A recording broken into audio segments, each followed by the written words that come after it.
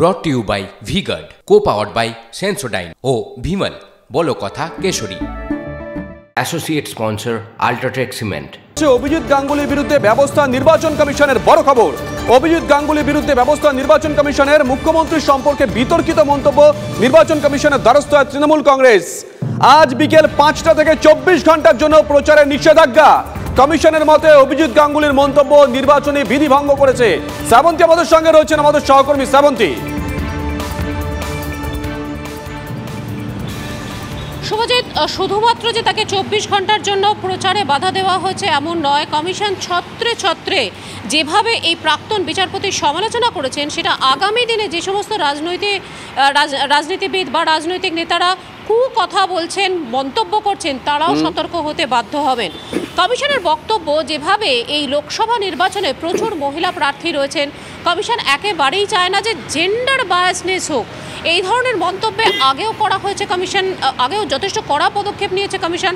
আমরা উদাহরণ হিসেবে হেমা মালিনীর বিষয়টা উল্লেখ করতে পারি, যে তাকে যে ভাষায় কংগ্রেস নেতা অপমান করেছিলেন, তারপর তারও প্রচার বন্ধ করে দিয়েছিল।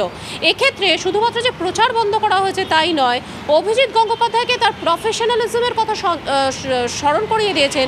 তিনি যে ব্যাকগ্রাউন্ড থেকে এসছেন, কোথাও গিয়ে তারা বলতে চেয়েছেন যে কলকাতা হাইকোর্টের বিচারপতি হিসেবে তার আলাদা করে একটা বক্তব্য থাকা উচিত ছিল, যেটা সাধারণ মানুষ এক্সপেক্ট করে। শ্রাবন্তী, আমরা এই বিতর্ক যখন হচ্ছে তখন অভিজিৎ বাবুর সঙ্গে কথা বলেছিলাম, তখন তিনি জানিয়েছিলেন তিনি তার বক্তব্য কমিশনের কাছে রাখবেন। তিনি বক্তব্য রেখেও ছিলেন, তারপরেও কমিশন এই ধরনের একটা কঠোর পদক্ষেপ নিল।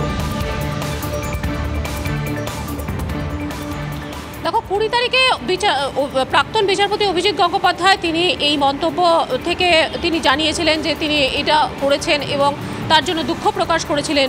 কমিশনের যুক্তি হলো যে এই উত্তরে তারা সন্তুষ্ট হতে পারছে না, তার কারণ যখন শোকজ করা হয়েছিল, কৈফিয়ত চাওয়া হয়েছিল, তখন এটা জানতে চাওয়া হয়েছিল যে আদতে তিনি এই ধরনের মন্তব্য করেছেন কিনা। তার এই বক্তব্য থেকে কোথাও গিয়ে পরিষ্কার হয়ে যাচ্ছে যে এই মন্তব্য তিনি করেছিলেন, আর তার ফলেই এই কড়া পদক্ষেপ। কার্যত বলা যেতে পারে বারবার বিভিন্ন মহলে যেরকমভাবে অভিজিৎ গঙ্গোপাধ্যায় একটা বাংলার একটা মুখ বলে পরিচিত হচ্ছিলেন, সেক্ষেত্রে অনেকেই এই প্রশ্ন তুলছে যে এই ধরনের মন্তব্য আগামী দিনে কোথাও কি তাকে কি আরেকটু ব্যাকফুটে ফেলে দেবে না?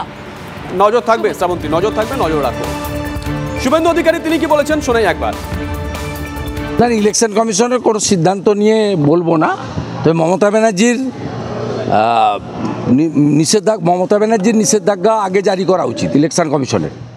মমতা ব্যানার্জি সন্দেশখালীর মা বোনেদেরকে যে ভাষায় তাদের রেট কত বলেছেন, ভাইপো বলেছে 2000 টাকার রেট, তার ক্ষেত্রে কেন অ্যাকশন হয় না?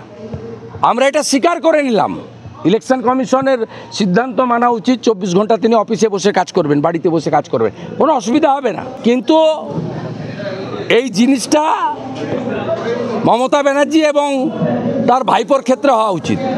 মাননীয় অভিজিৎ গাঙ্গুলি নিজে থেকে কিছু বলেননি। মমতা ব্যানার্জি সন্দেশখালীর মহিলাদের রেট বেঁধে দেওয়ার কথা বলেছিলেন 2000 টাকা, তার প্রত্যুত্তরে উনি বলেছেন ইলেকশন কমিশনের উচিত মমতা ব্যানার্জির মুখটাকে সেলাই করা আগে। টেলিফোনে আমাদের সঙ্গে রয়েছেন তৃণমূল কংগ্রেস নেতা ডক্টর শান্তনু সেন। শান্তনুবাবু, শুভজিৎ রয়েছে স্টুডিও, আপনি তো খবরটা নিশ্চয়ই শুনেছেন। আজ বিকেল 5টা থেকে 24 ঘন্টার জন্য প্রচার করতে পারবেন না অভিজিৎ বাবু। শান্তনু সেনের সঙ্গে যোগাযোগ বিচ্ছিন্ন হয়ে গেছে, আমরা যোগাযোগ করার চেষ্টা করব। অভিজিৎ গাঙ্গুলির বিরুদ্ধে ব্যবস্থা নিয়েছে নির্বাচন কমিশন। মুখ্যমন্ত্রী সম্পর্কে অভিজিৎ বাবুর মন্তব্য, তারপরেই কমিশনের দ্বারস্থ হয় তৃণমূল কংগ্রেস, আর নির্বাচন কমিশন ব্যবস্থা নিয়েছে আজ বিকেল 5টা থেকে 24 ঘন্টার জন্য প্রচারের নিষেধাজ্ঞা। কমিশনের মতে অভিজিৎ গাঙ্গুলির মন্তব্য নির্বাচনী বিধি ভঙ্গ করেছে।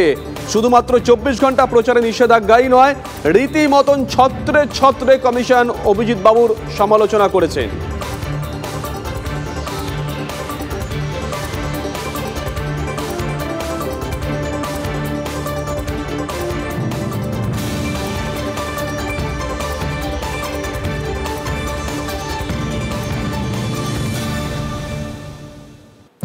এদিকে কয়লা পাচার কাণ্ডে আদালতের প্রশ্নের মুখে সিবিআই তদন্তের গতি নিয়ে অসন্তোষ প্রকাশ বিচারকের।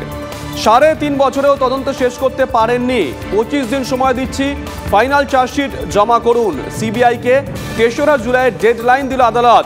কয়লা পাচার কাণ্ডে গড় হাজির 2 অভিযুক্ত, হল না চূড়ান্ত চার্জ গঠন।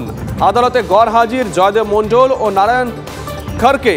দুজনের জন্য কেন বাকিরা ভোগান্তি পোহাবেন? চার্জ গঠন করা যাবে না, এটা মেনে নেওয়া হবে না।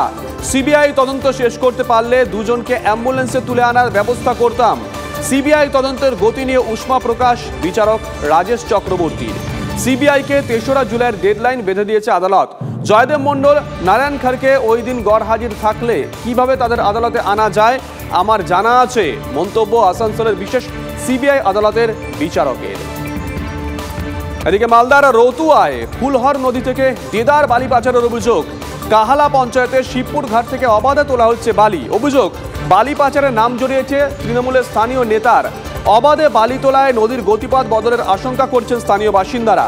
স্থানীয় তৃণমূল নেতার দাবি, নদী সংলগ্ন জমিতে দেদার জমছে বালি। তৃণমূল নেতার দাবি, জমিতে বালি জমায় ক্ষতি হচ্ছে চাষের। নেতার দাবি, জমির মালিকদের অনুমতি নিয়ে তোলা হচ্ছে বালি। নদীর বালি পথশ্রী প্রকল্পের কাজে লাগানো হচ্ছে, দাবি তৃণমূলের। বালি তোলার জন্য সরকারকে রাজস্ব দেওয়া হচ্ছে, দাবি তৃণমূলের। বালি তোলার জন্য কোনো আবেদন জমা পড়েনি, দাবি প্রশাসনের।